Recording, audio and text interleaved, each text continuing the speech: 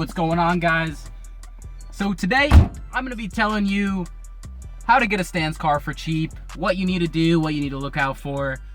See a lot of people trying to go stance and they kind of mess things up. They don't get the right fitment, probably don't get the right rims. I don't know, they do something wrong, and I really wish a lot of people could really get like the stance car of their dreams, but they just miss out on like a couple things. And today I'm going to tell you what to look out for, what you need to do to get stance. So the first thing that you're going to want to buy for your car are coilovers. Coilovers ultimately are going to make your car look better. Any car that looks low, always going to look better. Now I know that's subjective. Everyone likes coilovers. That's the first thing you're going to buy. You're probably going to end up buying, I don't know, Racelands or Megan Racing coils or something like that. They're fine. They're really not that bad. Everyone hates on Raceland coilovers or Megan Racing because they're not stiff enough and they're too bouncy. I've had my Racelands for a year now, and I will admit, like, they are pretty bouncy when I'm slammed. But the key word there is slammed. Like, when you go low on coilovers, it's really hard to have a comfortable ride, and especially if you're going low, you're probably not even looking for a comfortable ride. Really trying to get those hot boy points.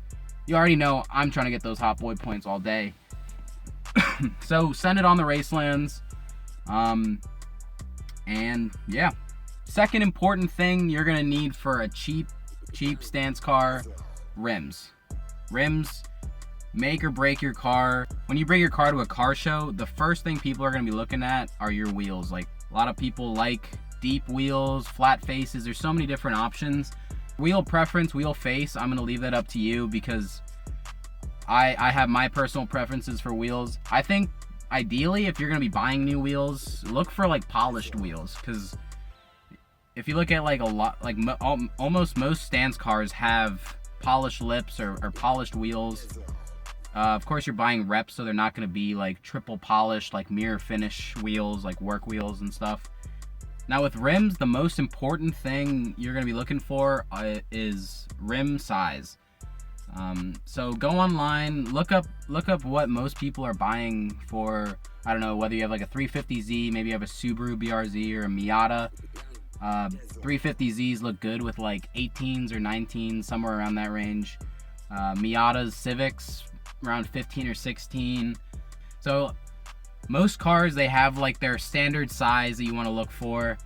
And then second thing is rim width. Rim width, if you have like little 18 by 7 inch wheels, it's gonna look pretty ridiculous from the front and rear. Like, you're gonna have these dinky little tires, and it's just gonna look bad. So ideally for a stock body car, I would at least aim for like 8s or 9s, 10s if you can fit them. It really depends. Like I said, look up other people with your car, look up other stance boys with your car, see what they're doing, see what sizes they're running. And then there's offset. So if you're gonna be running deep or deep-ish wheels, offset is the most important thing, and it's your key to getting good fitment. Look up what people are doing, see what kind of offsets people are running. More than likely, you're probably not gonna, like I said, fit like a -30 offset on your car, on your stock body Civic. Like, it's just not gonna happen. Get some decent size wheels. Maybe pay attention to color scheme. Like my car, I have a maroon car, and I thought bronze would look pretty good as a color scheme with that. So keep all that into account. There's a lot of things banking on your wheels. Your wheels really are gonna make or break your car. Number 3, tires.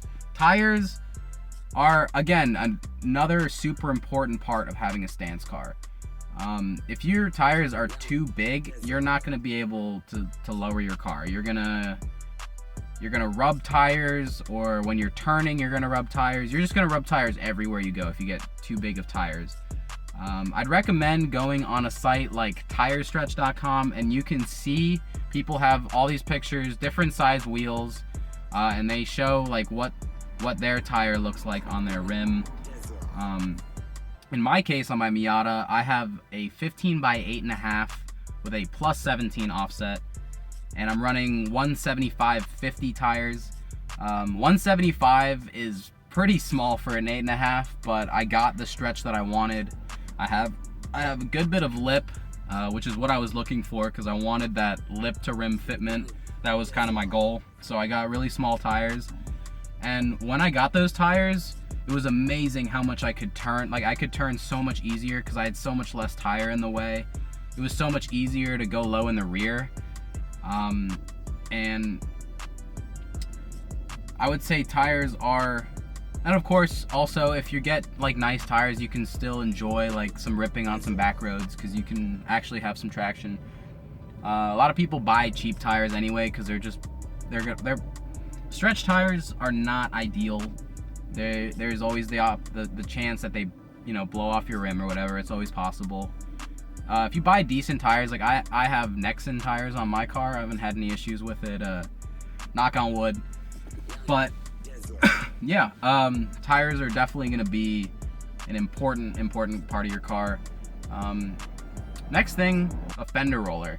So if you're going low, if you're looking to get fitment, your fenders are probably more than likely unrolled unless you bought it from some other stance boy or something, your car. You're gonna need to roll your fenders. There's no way you're gonna get good fitment without rolling your fenders. It might, if you want to go stance, that's just something you're gonna have to do. Kind of hurt a little bit doing mine because my paint was cracking and stuff. I probably didn't do it correctly, but it's fine. My car's wrapped now, I don't care. But yeah, definitely gonna have to roll your fenders, or else you're just gonna have a terrible time. You're gonna be rubbing everywhere. You're not gonna be able to turn. It's gonna be terrible. Now, other than that, those are the basic things that you need to have a stance car. Other than that, you can choose to put an exhaust. I have an exhaust on my car from eBay. I don't care. Personally, I don't think you need to spend the big bucks to have a nice car. You can modify your car for cheap. I've spent $2,000 on my car, probably around that, and that's the price of like one set of real wheels. I have wrap. A new wrap job makes my car look so much cleaner. I actually was able to get it into a car show, Import Expo DC, last year, and it looked fine. It looked great. I have rep wheels, but they look good. They fit right. I got the right size tires. I got stretch tires, and I have an exhaust, and that's it. That's all I have done to my car. And I'm not saying it's the greatest looking Miata ever, but I think it looks good personally. I think a lot of people would agree. So you don't have to spend tons of money on your car to make it look right. If you're gonna buy used wheels and stuff like that, send it. You might need to get like some spacers to make them fit right. You might need an alignment when you get your car lowered. There's lots of things that you don't really anticipate when you get your car lowered. When you lower your car, especially if you're going real low, you're gonna put your car way out of alignment. Like, it's just gonna happen. So be prepared. You're probably gonna frame bang. Personally, I've destroyed my exhaust from being low. Like, I have a leak in every place in my exhaust. I've fixed it so many times and it just keeps happening. You're gonna break stuff. It's gonna happen. But at the end of the day, you just need to go send it. So anyway, I think that about wraps it up for today. So I'll see you guys in the next video. Peace.